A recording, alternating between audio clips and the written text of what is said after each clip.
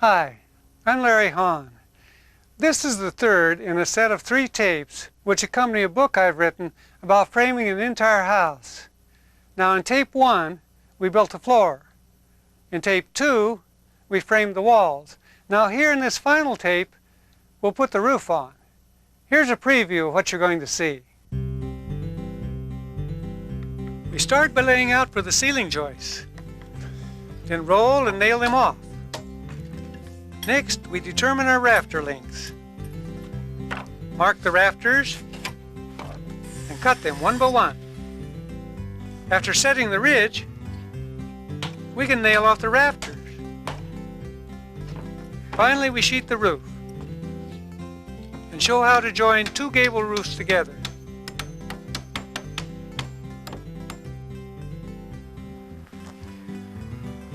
One of the things that most of us want is a roof over our heads. Well, we're about ready to build a roof on this house. But before we do that, we want to show you what that roof's going to look like. Here we have a model of just a simple gable roof. The main parts of it are this common rafter here. Then we have a ridge that runs the full length of the building. Here we have some ceiling joists. These ceiling joists and the rafters run 16 inches on center. In between, we've run some blocks. Now let's take a look at this common rafter in a little more detail. We've had to make a couple of cuts on it. Here at the top we have a ridge cut. That allows this common rafter to fit right snug against that ridge. Down at the bottom now we have a seat cut. We cut this notch out so this common rafter could fit right down on that plate. Now the pitch of this roof is 4 and 12. Well, what does that mean? It means that for every 12 inches that this rafter runs in on the level, it rises 4 inches. It's as simple as that. So how did we know how long to cut this rafter? Well, one way to do that is this. You measure the span. The span of a building is from the outside to the outside. Here we have 5 feet. Once we know that, we can use a book of rafter tables. We open it to the pitch, 4 and 12, and then we go over to the common rafter column, down to 5 feet, and we see that the length of this rafter is 2 feet, 7 5/8 inches. Now, that's the distance from the center of the ridge down this common rafter to the outside of the building. Of course, it doesn't include this rafter tail. Now, back up here at the ridge. This common rafter doesn't run to the center of the ridge. So we had to shorten the length of all these common rafters 3/4 of an inch. That's half the thickness of this ridge. Back on these joists, you'll notice how we clipped this joist so it wouldn't stick up above this rafter. Now these joists are really important. They get nailed into this rafter, and actually the rafter and the joist form a truss that helps hold this entire building together.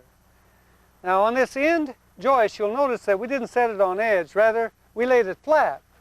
That way we have backing on the underneath side for drywall. Round on this side, we cut a notch in it right here so we could slip in this common rafter. On top of this flat joist, we nailed in these big gable studs. These gable studs close in this whole end of the building. And right here now, we have what we call a sway brace. This brace keeps this whole rafter frame from racking back and forth. Here at the edge of the building, we've blocked in between these rafters. This type of block is held flush with the outside of the building. We had to rip it down a bit so it wouldn't stick up above the surface of that rafter. Now, down at the other end of this model, we run in a different style of blocking. This blocking, we've run square with the rafter. That means you don't have to rip it down. And when you're running in siding or stucco from below, you don't have to notch your material around these rafters. Now, this isn't a complicated roof, and neither is the one that we're going to build up here on this house. We're going to begin that process by laying out and nailing in these ceiling joists.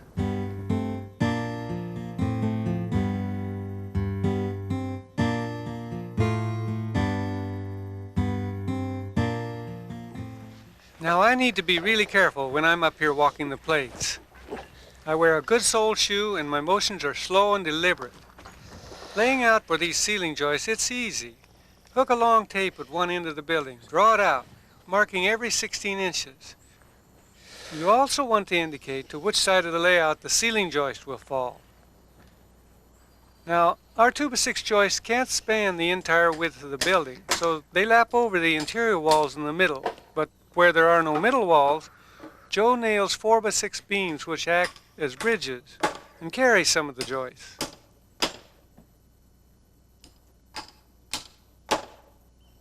I want to make sure I mark this plate every 16 inches just like the other one, but the joist on this side will nail to the opposite side of the layout line, so I make sure to indicate the correct side with my keel.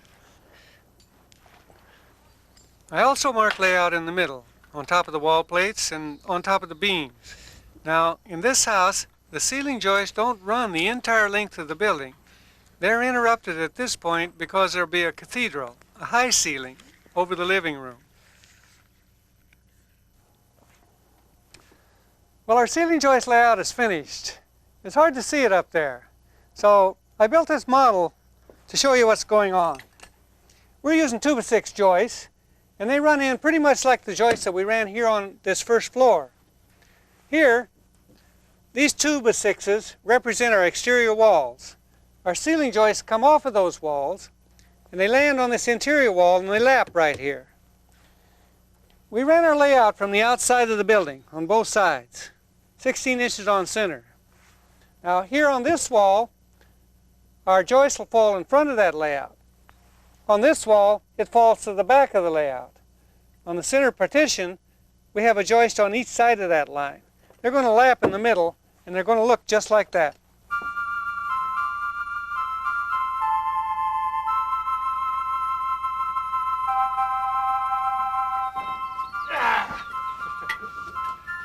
There ain't one of them that's light, I'll tell you that right now.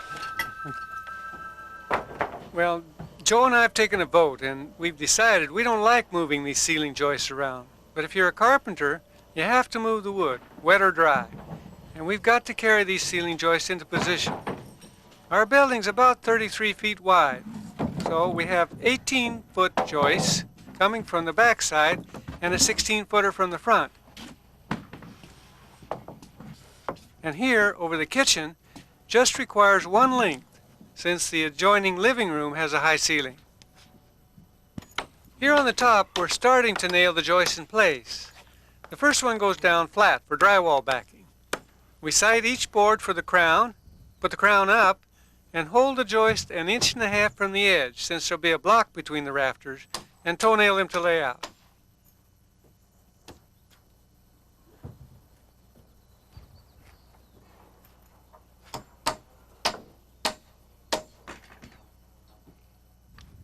Here I'm marking and cutting pressure blocks, which help support ceiling joists where they butt up against the beams. Joe is taking these blocks to the middle of our building. Here's how they work. A ceiling joist nails in, then a pressure block with 3 16-penny nails. You could use joist hangers here. There's a lot more about that in the book. Then another joist is toe-nailed into the beam, tied up against the block with 16s. The pressure blocks help support the joists and space them 16 inches on center. Okay, that's it. Now whenever there's an interior wall parallel to the way the joists are running, I nail a joist flat on top of the wall, leaving 1 inch hangover on each side for drywall backing.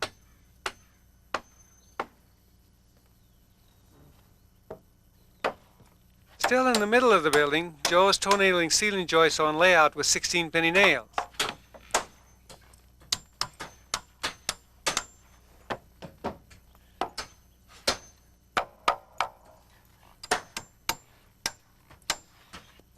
Then he returns, toe-nailing the other joist to the wall, and ties the 2 joists together at the lap with 2 16-penny nails. That's the code.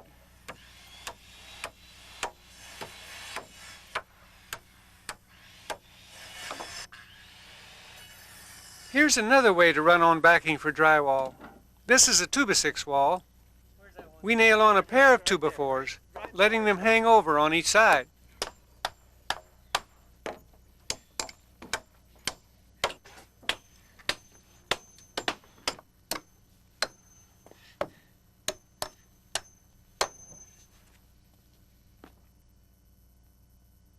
It's often necessary to interrupt a run of ceiling joist in order to box out a hole for an attic access or for a stairwell. In this case, we have an attic access hole up through a closet.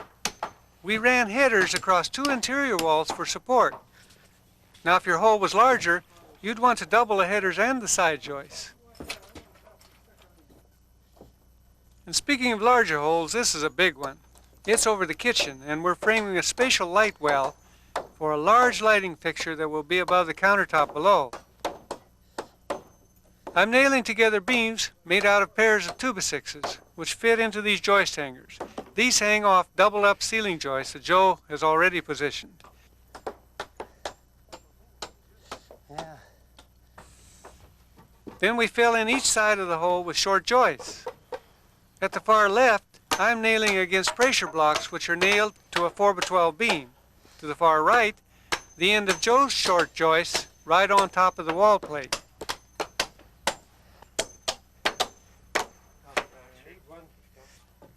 We finish up by nailing 2x4 backing on top of the light well.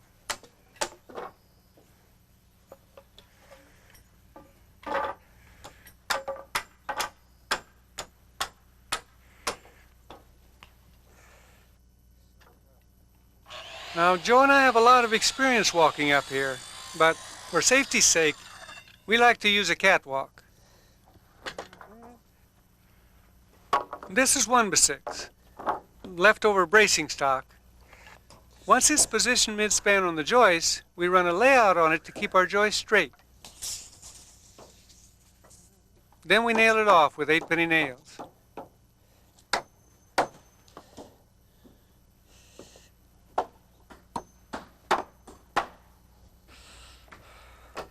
Now, everywhere a joist crosses an interior wall, we toenail on each side. This really strengthens the entire structure. Besides that, it's the code. We're down here on the garage floor, cutting 2x8 rafter ties. I mark one end with a rafter pattern. More on this later. Extend the line, then clip it so it won't stick up above the 2x6 rafters. Now it's just a matter of setting them up on the plates.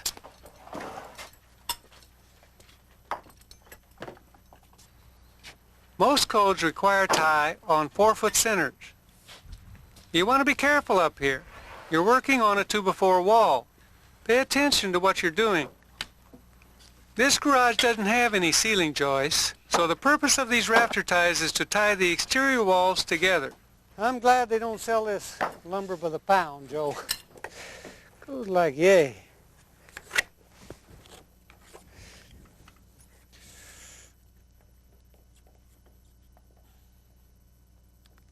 Now, letting the building itself be our guide, I mark and cut the rafter tie to length and clip it just like the other end. And drive a 16-penny toenail, one on each side. And by the way, just like all joists, we were careful to put the crown up on these boards.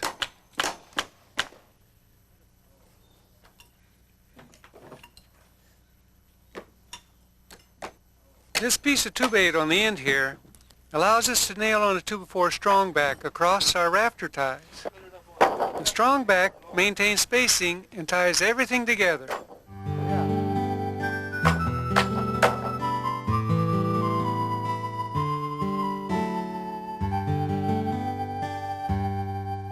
This house has a cedar porch out front, and in order to put ceiling joists above the porch, Joe and I have to first put up posts and beams.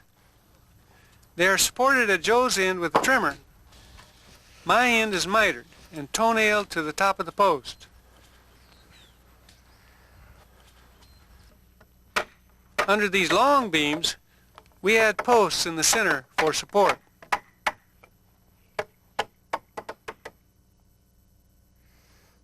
This high rake wall is filled with windows and doors, so we couldn't cut a brace into it.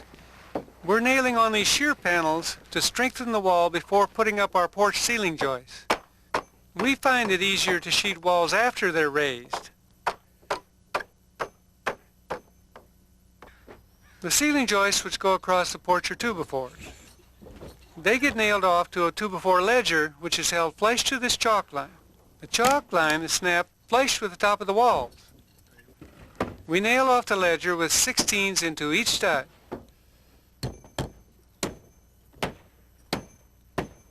Now the span on this porch isn't very great, so 2x4 joists are adequate. We pre-cut these joists to length, and you can see that again, we use a pressure block between each joist.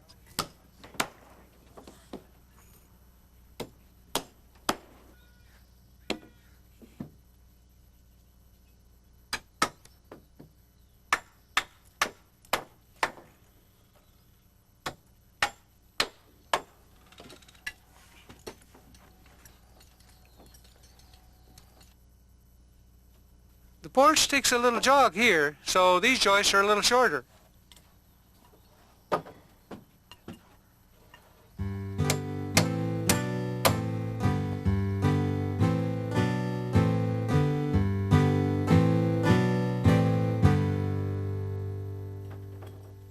Time to cut some rafters for this gable roof.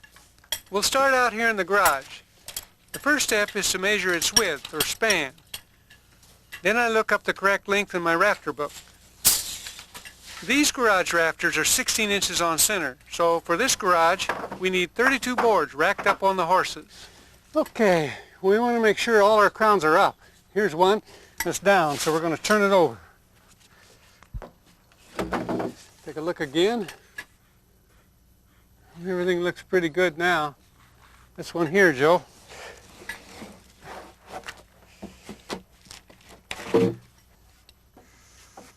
The next thing we do is to flush up the ridge end by holding a 2x4 tight against the end and moving each board up against it with our claws.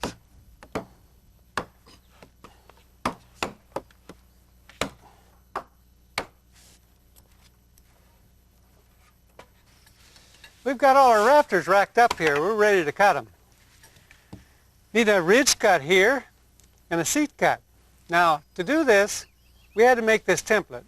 Let me show you how that's done. You can use this framing square. The pitch of this roof is 4 and 12. So we set it over here on 4 and 12 over here. And then you can make your ridge cut mark right here. Or you can use this small square. It has a pivot point right here, and this is your common rafter line. Move it till this 4 for 4 and 12 is flush with this edge of the board. And then you make your ridge cut mark right here. Now we're going to move down about a foot and make this seat cut. Set it on 4 and 12, just like before, and make that mark.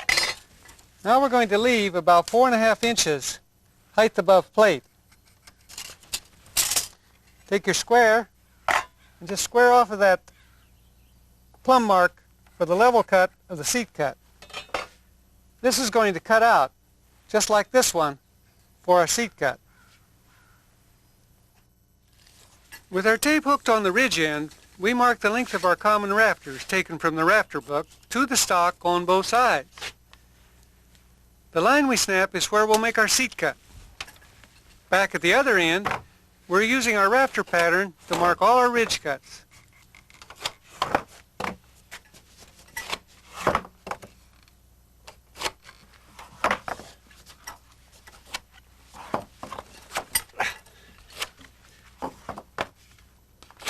Then we just work through the stack. It doesn't take long to make the cuts.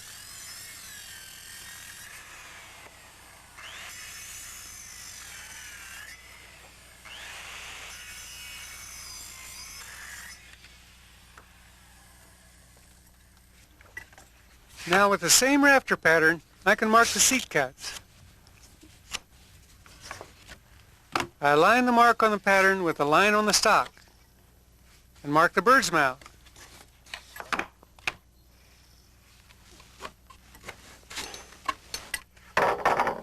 With the stock on its side and a couple of cuts, this rafter's ready. The tails are cut once the roof is framed.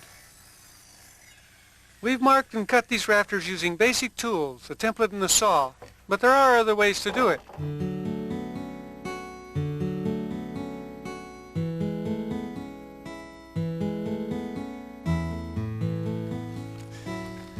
Carpenters now have available a wide variety of tools that we can use to cut rafters.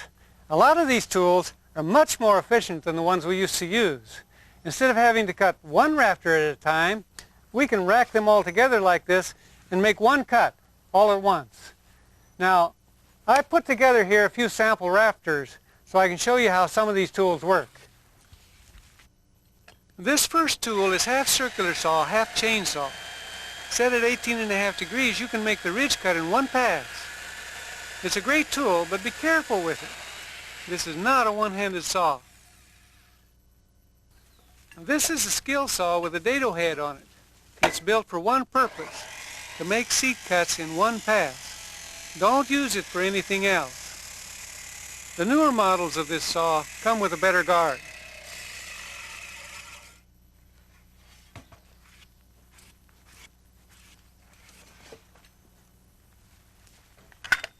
Here's another way to make seat cuts in a rack of rafters. With a regular saw set to 18.5 degrees, I make the heel cut.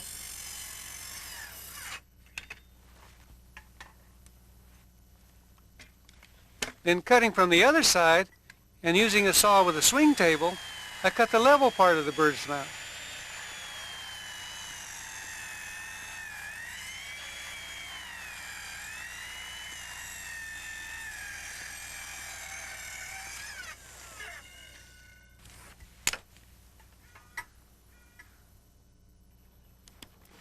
Here's another way to support a whole rack of rafters. Just 2x6 cleats, which are spaced to hold up a 2x12. This stack will be for the main part of the house.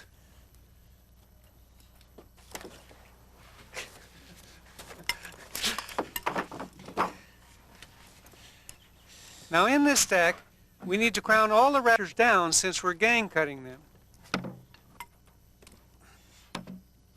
Here I'm fleshing them up to a straight edge, but they don't have to be perfect with this method because we snap a line back from the end for the ridge cuts.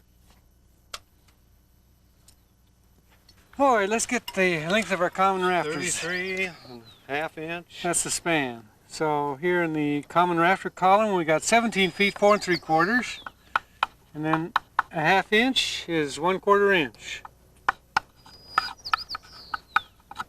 17.5, and we'll take off 3/4 of an inch. 17.4 1/4. This mark is to the edge of the building where our seat cut will be. But first we need to make our ridge cut. The saw is set to 18.5 degrees for our 4 12 pitch, and cut the whole stack. We'll cut the seat cut with the dado saw, like we showed you a moment ago. You don't need production tools to cut a roof, but it sure does speed up the operation. Joe and I are scattering the rafters around the building, ridge end up. Remember the model roof? We had blocking between the rafters. That's what I'm cutting here, and a chop saw helps speed up this job. Here I'm cutting notches every 32 inches on these rake rafters. They go on the very end of a gable roof. 2x4 lookouts pass through these notches and support the overhanging barge rafters. More on this later. The holes are simple to make. First, kerf the outside edges, then plunge cut.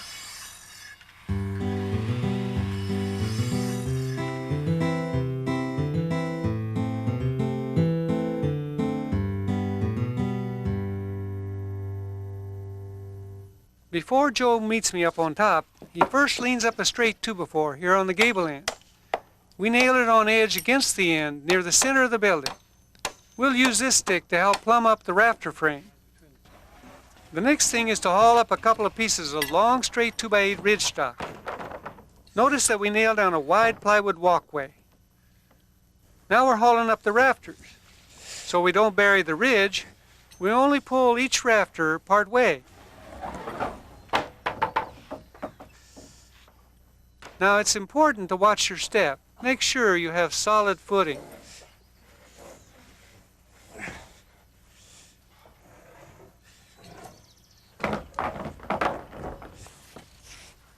Now the roof can start taking shape. This is the rake rafter with the lookout notches cut in it. Joe toenails one end flush with the edge. Then I bring up the end of the second rake rafter and Joe nails it off.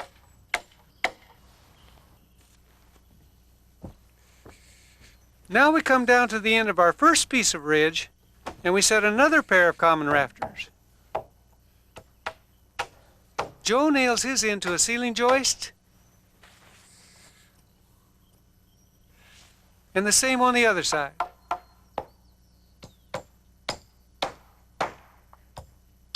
Then we slip the ridge between the pairs. Up we go. Raise the ridge beam high. Now you'll notice that this rafter nails only halfway on the ridge. That leaves room for the next piece of ridge. We want to make real sure that this ridge is level before we nail in the rest of our rafters. Here we got 62 1/4. We can make sure it's level by just hooking our tape on that joist, the bottom of the joist, and measuring up under this ridge. Here we got 62 3/4. Now that means this ridge on this end is a 1/2 inch high, so we got to drop it a little bit. We're going to do that by coming down here to the low end. We'll just mark a 2x4 right there underneath that ridge and make a cut.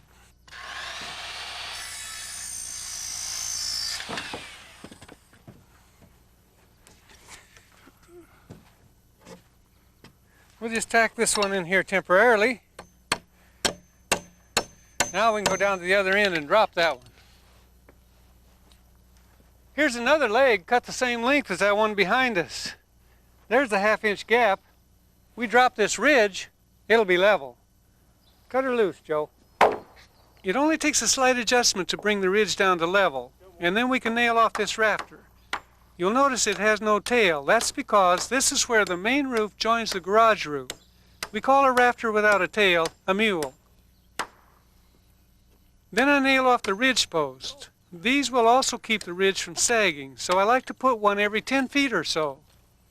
Well, the ridge is now level, so we want to make it plumb. To do that, we nail in a permanent sway brace.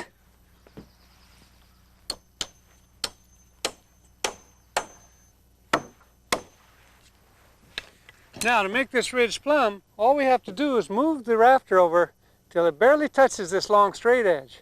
Just like that. Go ahead and nail it, Joe. Now you can see we placed this sway brace so it doesn't fall on a rafter layout. Perfect. That's it. Good. Here we go. Working efficiently means we set all of our ridge before going back and nailing off the remaining rafters.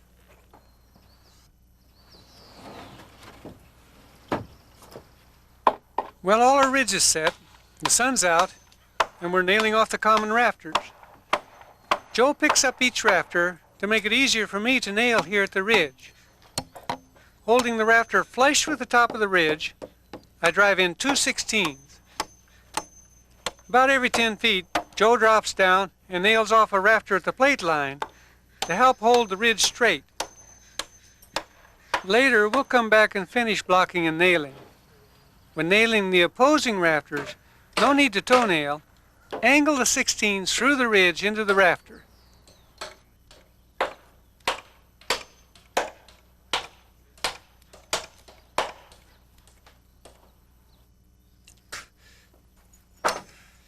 We're nailing off the rafters at the plate now, and here's how it goes. First, one of the blocks with the bevel on top is positioned. It's nailed off with 2/16. Then a toenail into the plate, and 3/16 into the joist where they lap.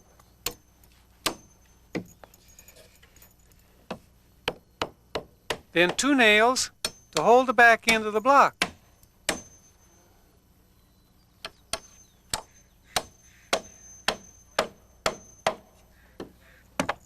Here it is again. The block is placed, snug up the rafter, toenail into the plate, nail off the block, nail the lap.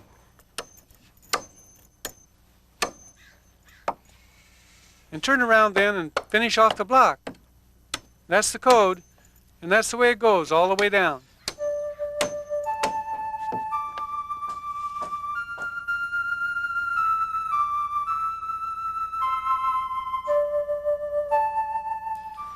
Well, the garage rafters get the same treatment.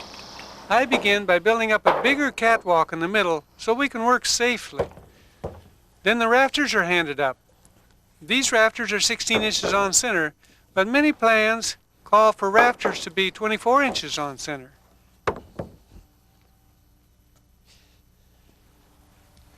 Now, just like any other roof, we set the ridge between two pairs of rafters, measure for level, and adjust if necessary.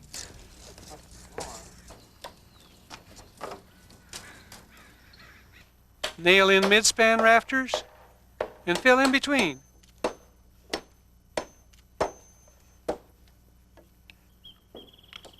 finally, block a nail along the plate.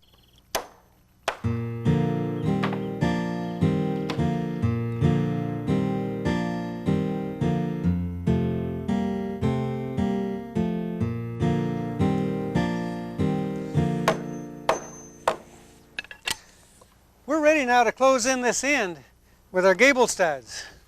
What we do is we measure over 7 inches right here from the center of this ridge and make a mark. That'll leave 14 inches right here between these two gable studs so we can put in an end vent. Then we measure the length of our first gable stud, which is 43.5 inches. That's all we need to know.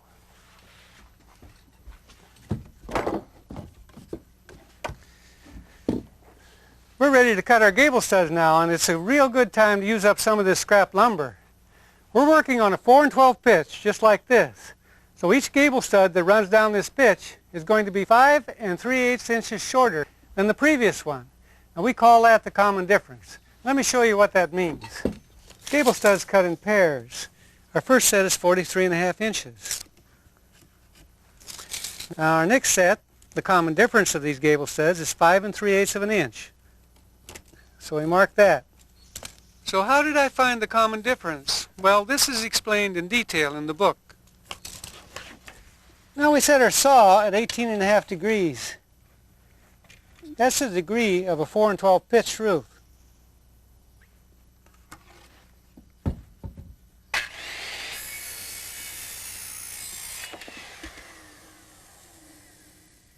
These gable studs are nailed 16 inches on center. And when you're nailing off the top end to the rafter, be careful not to push it up.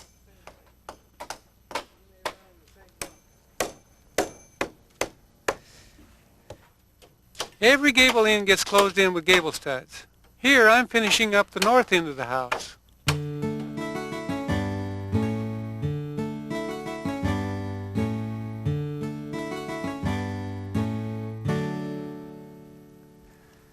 We're back here on this model.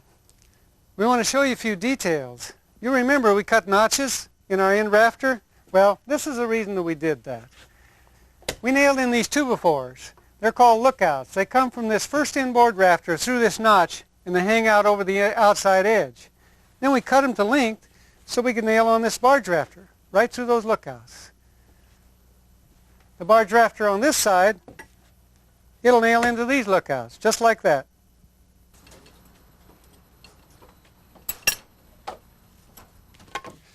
I've sighted down the rake rafter, made sure it was straight, and now I nail the lookouts with 2/16 through the top into the rake rafter and 2/16 through the end of the inboard rafter.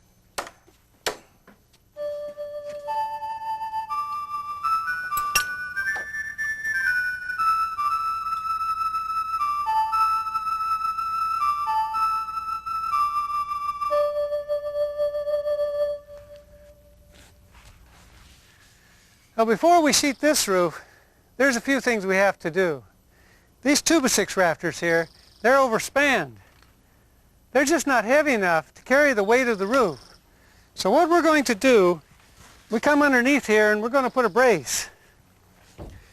This brace is called a purlin. It goes right up underneath these rafters and nails in place. Then we're going to brace it off this wall down here. The first thing I do is toe nail through the rafters into the top of the purlin. I know where to nail because we mark the layout on the purlin. This will keep these rafters nice and straight. One piece of purlin isn't long enough, so we add another piece, lapping 2 or 3 rafter bays and nail them together.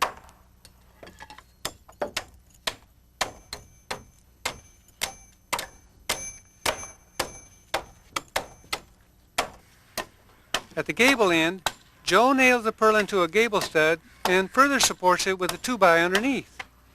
Then we support it with a notch 2x post at least every 8 feet. This spacing depends on the amount of weight the roof will support. For more information now, check your local code. Finally, Joe toe nails the bottom of the post to a load-bearing wall. And we do the same on the other side.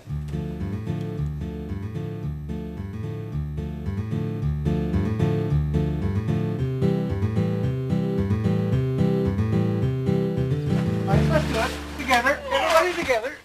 This is a good time to find lots of help.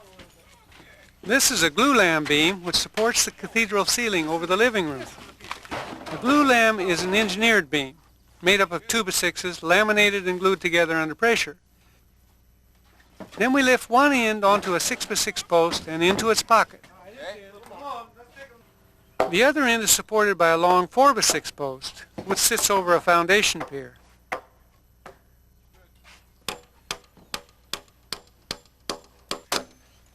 Now you can see that the top of this beam sits right underneath the existing ridge board. The rafters from each side will rest on top. Back at the other end, Joe nails a 2x6 to either side of the post and beam to lock them in place. Later, he'll do the same with the other post.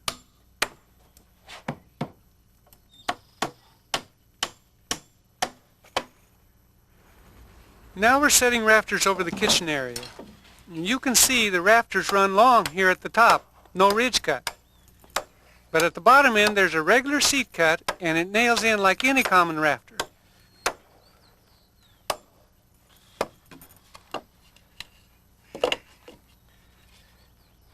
Now the reason these run long up here is because they'll lap and tie with the rafters from the other side and be cut later. Now we're cutting the rafters to go over the main part of the living room. These have to be 2-bayed because they clear span without any support in the middle. Here I'm ripping the tails to the width of a 2x6 so they match the rafter tails on the rest of the building.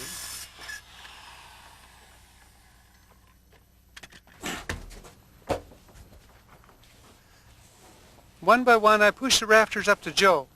We cut a 2-inch deep seat cut here on top so these 2-bays will plane in with the 2x6s. Down here, they block and nail like a regular rafter.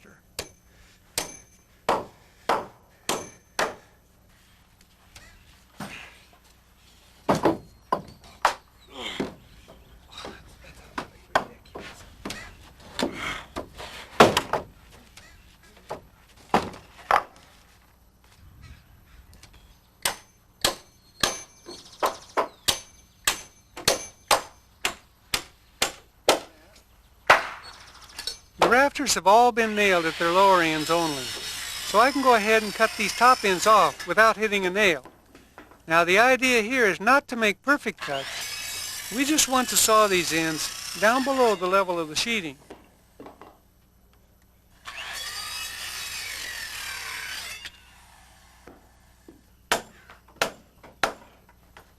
Up on top of the glue lamb, Joe's blocking and nailing everything together.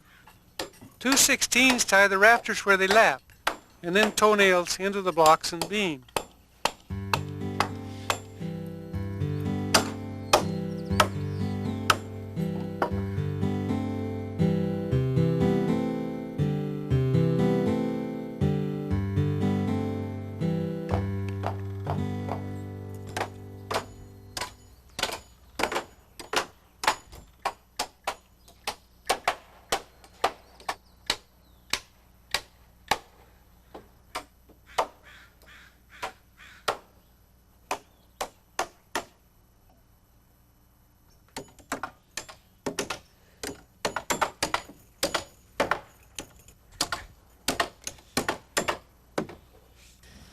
Now come get him right for endo.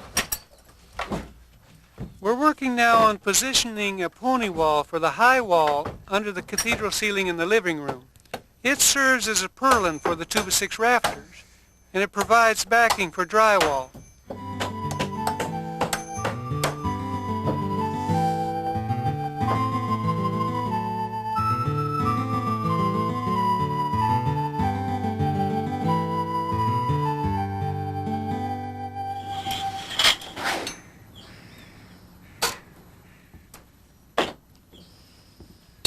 We're done finally with a lot of that heavy work up on the roof. So we're ready now to run on our barge rafter. And here on the ends of these rafters, we've got fascia. Well, these are pieces of trim. People are going to look at those for a long time, so we want to do a real good job at that. That's why we waited until now to mark and cut these rafter tails. Once these rafter tails are cut and our fascia is nailed on, it's going to be perfectly straight. On this model, we want to give it a 14-inch overhang. That's why we made a mark at 12.5 inches, because our fascia is 1.5 inches wide. Now that we've got it marked, we're using this piece of rafter template. It has a 4 12 plumb cut on it, and we're marking our rafters. Once they're all marked, we'll just come back and cut them.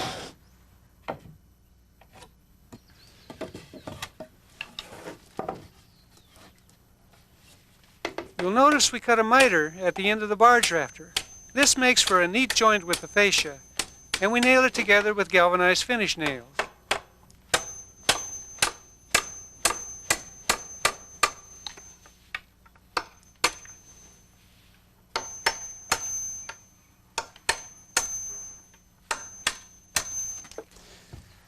You'll notice how right here we held our fascia down almost a 1/2 inch below this rafter tail.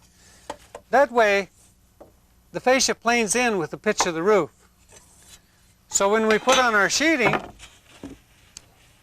you can see how everything comes together real nicely.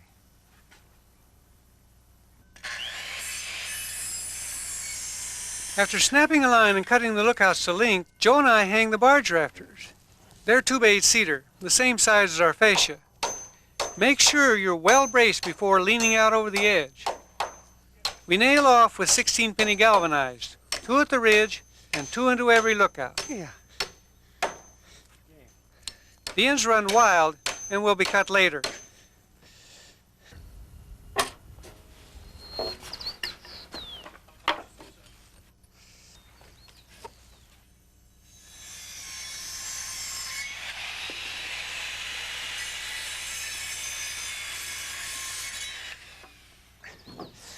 Next, the fascia.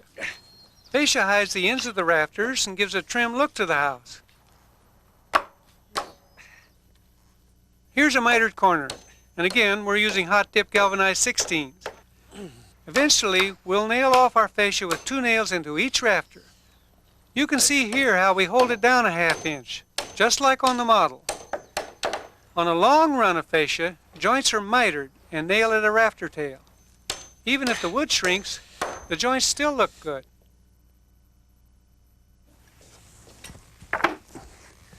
Well, it's not long now till we have sheeting on this roof. And all this rain we've been having will keep on the outside, not on the inside. Now, we're out here in the garage, but all our eaves from below, they're open. So instead of running this sheeting material clear down to this outside edge, we like to cover these eaves with a starter board. Here it takes 3 pieces. That way when people look from down below, they'll see a nice looking piece of wood. Once the starter board is on, then we can sheet the rest of the building with the sheeting material.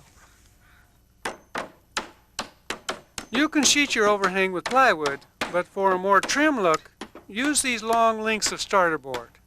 And if you need to butt them, do it over a rafter. On the gable ends, we run the boards in the other direction, across the lookouts, and cut them in place.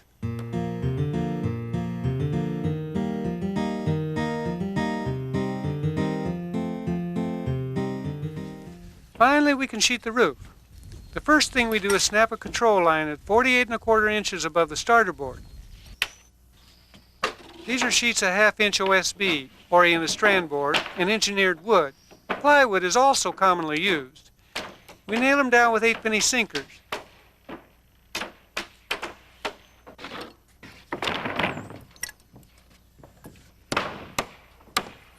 At the end of the building, we often have to make a cut.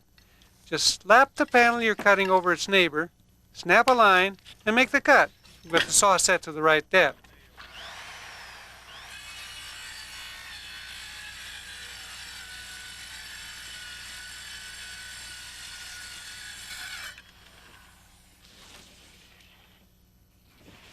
We also snap a control line for the first course on the main roof. We work each panel to the line, lapping the end to the middle of the rafter. If it's off a bit, nudge the rafter over and nail it in place.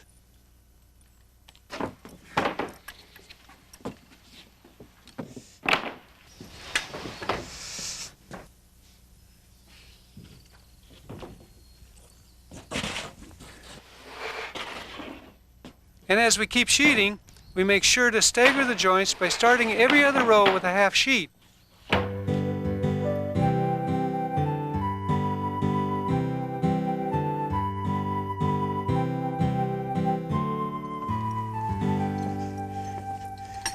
We've got enough of our roof sheeting down now, so we can tie these two roofs together.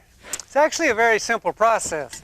The first step is to extend this ridge here, the garage ridge, over to the main roof. When that ridge touches, then we can mark it for length right here. Then we have to get a level cut on it. That's simple. Mark it like that. That gives you the level cut. Once that ridge is cut, it's going to look like that. And then we'll have a valley, one that runs down each side.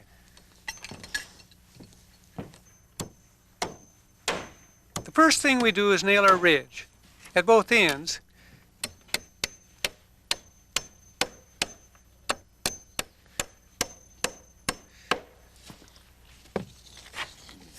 And then snap a line where the blind valley will be.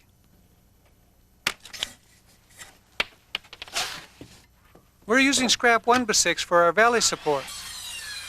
We eyeball an angle cut at one end, position it, and cut an angle at the top end.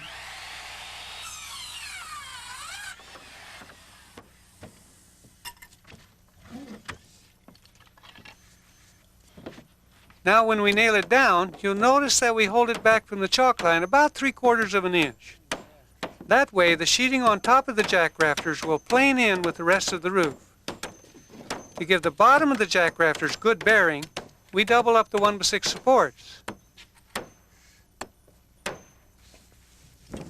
Here's our rafter pattern for these jack rafters. This is our level cut, and here's our plumb cut. It's going to fit just like that. We measure the length of our first rafter, here, 54 inches. We give ourselves a mark right there. We'll put a level cut on that, just like that. And a ridge cut or a plumb cut right up here at the top. Okay, this gets cut. Now we have to set this at 18.5 degrees. That's the pitch of the roof.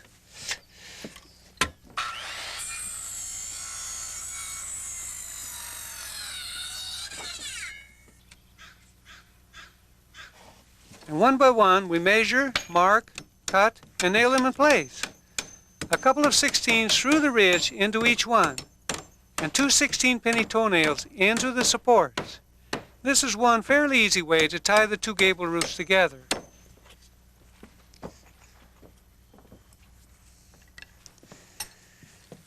We're ready now to cut this sheeting to fit into this valley. Now one way to do that is just move it over till that lower end touches the main roof. Then here at the top, you can measure straight across until your tape touches the roof. We got 44 inches. We'll transfer that measurement down here to the lower edge of the board 44 inches. And we'll snap a chalk line.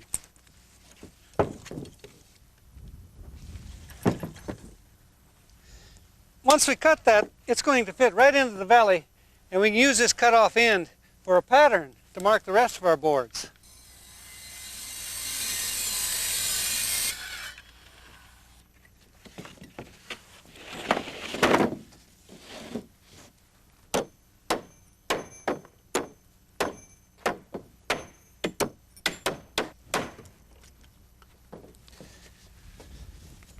Now it's just a matter of cutting and filling in the rest of the pieces.